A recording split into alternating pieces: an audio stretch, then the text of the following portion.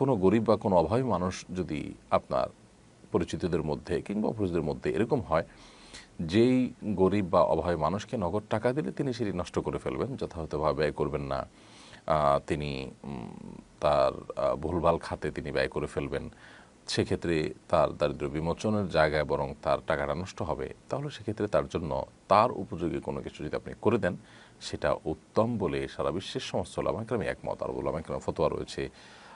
আমাদের ওলামায়েদের ফতোয়া রয়েছে, যদি এরকম হয় যে, এবং কোরআন কারিমের আয়াত আল্লাহ সুবহানাহু ওয়া তাআলা এই প্রসঙ্গে নাজিল করেছেন,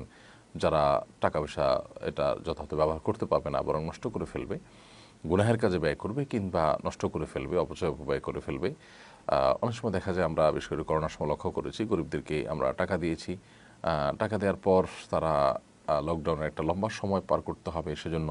তারা হিসেব করে না চলে বরং নগদ টাকা পেয়ে তারা ধুমধামে বাজার করে খেয়ে শেষ করে ফেলেছে। এরপর দেখা যাচ্ছে 2 দিন পরে সে আবার মানুষের কাছে আত্মপ্রাপ্ত হয়েছে।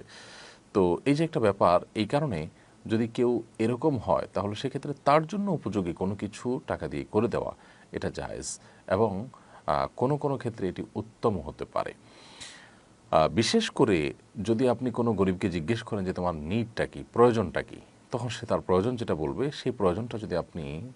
সর্বোত্তমভাবে পূরণ করে দেন জাকাতের টাকা দিয়ে, সেটা জায়েজ হওয়ার পরে পৃথিবীর কোনো আলেমের কোনো দ্বিমত নেই।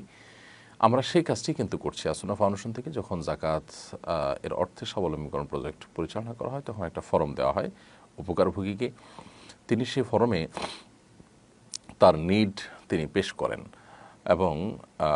তার পেশার সাথে সংশ্লিষ্ট নিড, তিনি যদি রিক্সা চালক হন তাহলে ভাড়া রিক্সা চালক হলে তার একটা নিজস্ব রিক্সা হলে ভালো হয়, সেটা তিনি লেখেন, তখন সেটাই তাকে কিনে দেওয়া হয়। অর্থাৎ গরিবকে